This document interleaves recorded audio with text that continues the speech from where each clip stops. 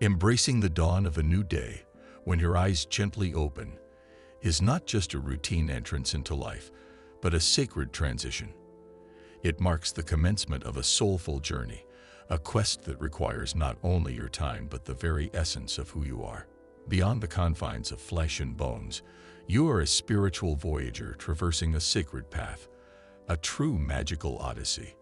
Yet, as you tread this spiritual terrain, you inevitably encounter trials that challenge not only your beliefs, but the very core of your being.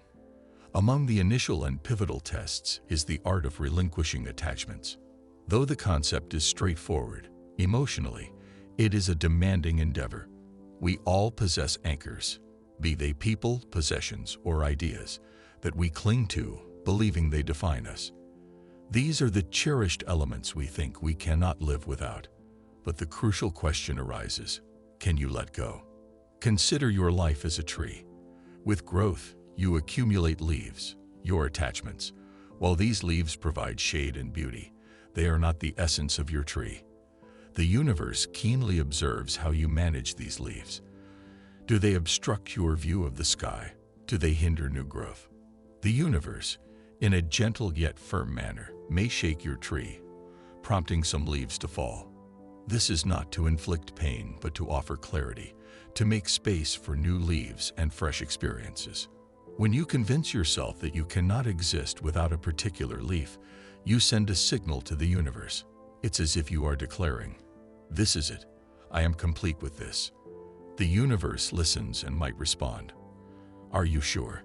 You then undergo the experience of losing that leaf, that attachment. It's not punishment. It's a lesson. The universe asks, did the tree perish when the leaf fell, or did it make room for a new leaf, for fresh growth? This wisdom echoes across various spiritual philosophies, from Buddhism's teachings on detachment to the Stoic practice of emotional strength. Letting go does not signify a cessation of love or desire. Rather, it signifies recognizing that your ultimate purpose transcends a temporary state of being. Your ultimate quest is for wisdom, for peace, for unity with the universe that surpasses any single attachment. So, where does your heart truly lie? Are you so consumed by the love for a single leaf that you forget you are an ever-growing tree in a vast forest? This test prompts you to evaluate your priorities. Are you defined by what you cling to, or by your ability to grow, adapt, and harmonize with your higher self?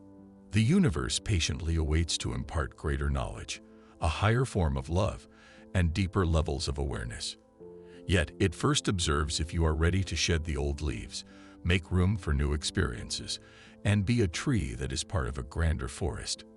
You are not just a tree lost among countless others. You are the forest itself, alive and ever-changing. Successfully navigating the test of letting go reveals that you are more resilient, more attuned, and indeed more complete than you had imagined. You are not defined by your attachments. They are not real losses. You are the journey you undertake, a sacred and enriching quest. Remember, you are not defined by what you hold on to, but by your capacity to let go and grow anew. In doing so, you become a beacon, a testament to the boundless potential of the human spirit. You become a part of something larger than yourself, something truly divine. And that is your authentic journey. A journey free of obstacles, a path brimming with potential. Now let's explore the second test, the test of patience. In a world enamored with instant gratification, where the next dopamine hit is just a swipe or a click away, the concept of waiting becomes increasingly challenging. We've been conditioned to believe that time is of the essence, that if something doesn't happen now, it never will. However, the wisdom of spiritual journeying steers us in a different direction. It whispers that one of the most profound tests in life is the test of patience, especially when the wait seems longer than we think it should be. Patience transcends mere waiting. It's about how you conduct yourself during the wait. It involves maintaining a sense of calm and peace while the world around you appears to be sprinting forward. As Nelson Mandela once wisely stated, "I learned that courage was not the absence of fear, but the triumph over it." Similarly, Patience is not the absence of desire or need, but the triumph over the impatience that often accompanies them. Why does the universe subject us to waiting? Why do we experience moments where time seems to stretch endlessly before us, like an unending tunnel with no visible light? The answer is not simple, but it is profoundly enlightening. These periods of waiting are not empty voids. They are fertile grounds for growth, nurturing our soul and spirit. Consider the farmer who plants a seed and patiently waits for it to sprout and grow. If he becomes impatient, digging it up to check on it, he disrupts the natural process.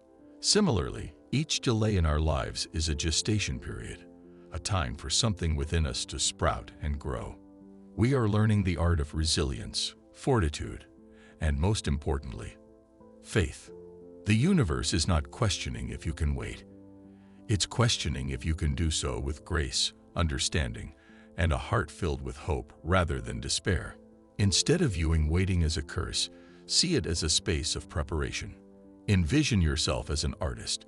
With each passing moment of waiting, another stroke of paint is added to your ever-evolving masterpiece. The universe is not holding back from you. It is sculpting you for something that aligns with your preparedness and worthiness. Maya Angelou aptly remarked, "All great achievements require time." Your goals, dreams, and spiritual awakening are all great achievements in the making. How can we make the waiting process more bearable, less agonizing? By learning to find contentment in the present moment. Sages and masters extol the beauty of the present moment, urging us to find peace and happiness in the now. When we are at peace with the present, the uncertainty of the future loses its daunting power. Instead of feeling like time is being wasted, we recognize that we are gaining insights, building spiritual muscle, and enriching our soul. As you stand before a closed door, wondering when it will finally open, consider this. Every minute spent waiting with patience is another layer of wisdom, another notch in your belt of resilience. When the door eventually swings open and you cross the threshold, you'll realize that the depth of your joy is precisely because you had to wait for it. It's a joy enriched by the process, deepened by the patience, and heightened by the anticipation. In essence, your life is not just the unfolding events, but also the intervals in between. So when you find yourself in one of these intervals, waiting for the next chapter to begin, remind yourself, this is not a pause. It's preparation. Each moment of waiting is not lost, it's invested. You are not being held back. You are being set up for something so rewarding that when it finally arrives, you'll understand why every second of waiting was worth it. Now let's delve into the third test, the test of faith. Life's journey guides us through sunny meadows, but also leads us into raging storms. It's easy to feel grateful and full of faith when the skies are clear, but what happens when clouds gather, winds pick up, and everything around you starts to crumble? It's precisely at these moments that the test of faith emerges, not as a cruel examination, but as a vital growth spurt for your soul. Envision your life as a ship sailing on the ocean. A smooth sea never made a skilled sailor, as the old saying goes. Picture navigating rough seas where your boat is tossed, water splashes onto the deck, and you feel lost in the vast expanse of water. It would be tempting to abandon the ship, assuming it's sinking, and you should jump off. However, faith is the compass urging you to hold steady, to trust that your vessel is constructed to endure the storm.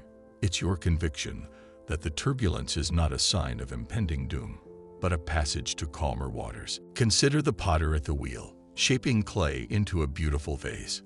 The clay undergoes pressure, squeezing, and spinning. If the clay had feelings, it would feel dizzy, disoriented, and perhaps wish to jump off the wheel. Yet it's this process that transforms a lump of earth into a work of art. Your trials and tribulations are akin to that potter's wheel.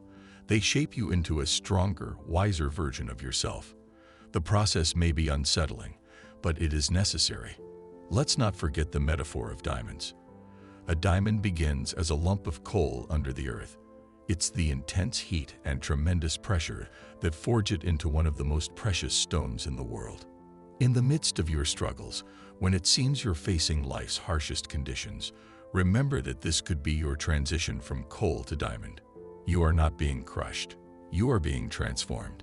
The universe is not attempting to break you. It's pushing you to discover how unbreakable you truly are. Consider, too, the metamorphosis of a caterpillar into a butterfly. The caterpillar encases itself in a cocoon, dissolving into goo before reorganizing into a butterfly. Picture that moment of being goo, a period of uncertainty and darkness. Yet it's this uncomfortable stage that leads to wings and flight. Similarly, when you find yourself in a cocoon during your darkest hours, you're not falling apart. You're preparing to soar. The concept of faith is not confined to any religious perspective. Whether you believe in God, the universe, or any higher power, the message remains the same. Enduring faith is cultivated not when the sun is shining, but when you navigate through the darkest nights. It's your belief that daylight is just beyond the horizon, even if it's not visible yet. The challenges testing your faith are not punishments. They are initiations into a higher order of being. When you emerge on the other side, you won't be the same person who entered, and that's the essence of it. You'll emerge stronger, wiser, and with a deeper connection to the core of who you are and what you believe in. So, when your world seems to crumble, when it feels like the universe is against you, do not let go of your faith. Hold on to it as if it's the lifeline for turbulent seas, because it is. You're not merely enduring hardships. You're accumulating the tools and resilience needed for the rest of your journey. It's not just about weathering the storm. It's about learning how to dance in the rain. Cling to your faith. Let it be your umbrella. Remember, the storm is not here to stay, but the lessons you learn, the strength you gain, will last a lifetime. Trust the process, even when it's challenging, especially when it's challenging, because the version of you that emerges on the other side will be grateful for it. You're not just surviving. You're evolving, becoming a beacon that will shine even brighter in the darkness. Thank you for engaging with this message. If it resonated with you, please don't forget to like, subscribe, and share it with those who might find it beneficial. If you wish to delve deeper into this journey with us, consider joining our membership or supporting us on Patreon. Your support keeps this content flowing. Peace and blessings to you all.